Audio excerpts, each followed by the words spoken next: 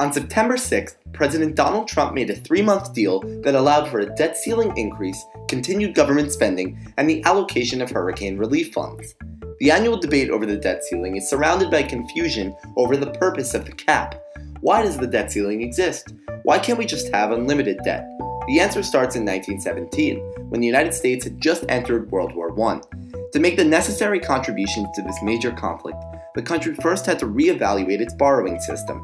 Before 1917, there was no debt ceiling in place.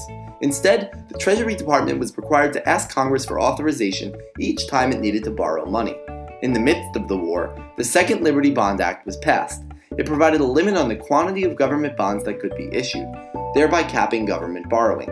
This was the first debt ceiling.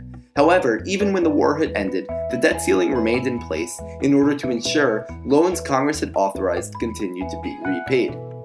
The debt protocol was largely left unchanged until the United States found itself facing economic hardship and more war.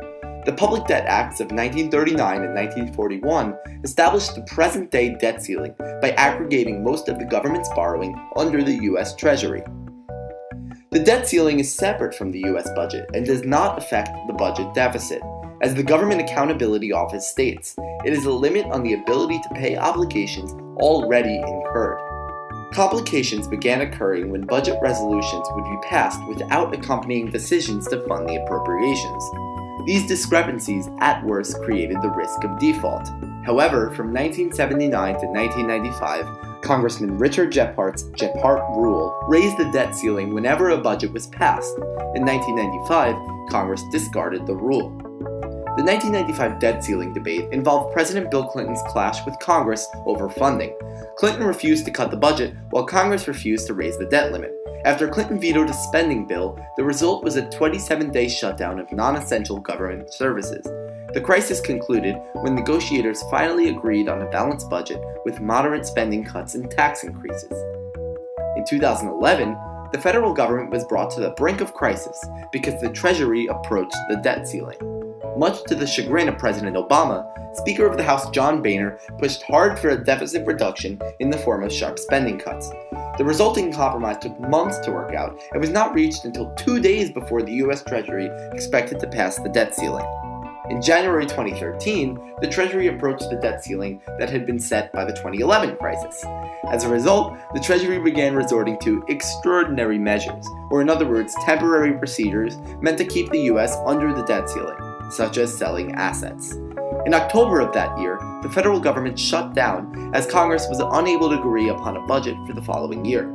The government was once again brought close to default as the Treasury would pass the debt ceiling on October 17th. Congress finally passed a continuing appropriations bill the day before this deadline, thereby ending the government shutdown on October 16th and raising the debt ceiling once more. Some on the left argue that the U.S. should eliminate the debt ceiling altogether, perhaps by automatically allowing the Treasury to borrow any debts authorized under existing budgets. Proponents of this solution believe that a balanced budget is not necessary for a sustainable economy, since the world trusts the United States' ability to pay back debts in the long run. By contrast, some on the right argue that the federal government should ideally have a balanced budget. The debt ceiling should be regarded as a ceiling and should help Congress set realistic goals. Instead of simply raising the debt ceiling each time we approach it, the government should either increase revenue or reduce spending. Another approach says that Congress should be required to increase the limit each time it authorizes spending that is not accompanied by revenue increases, essentially re-establishing the Gephardt Rule. In this system, we could still accumulate debt, but Congress would be required to think critically each time it authorizes unfunded spending. The debt ceiling seems to have strayed far from its original purpose, which was to make it easier for the Treasury to borrow money. Instead, the debt ceiling is used as a partisan device in budget negotiations. No matter how we go about it, fixing the debt ceiling could lower the frequency of budget crises and reduce global fear of the U.S. defaulting on its debt.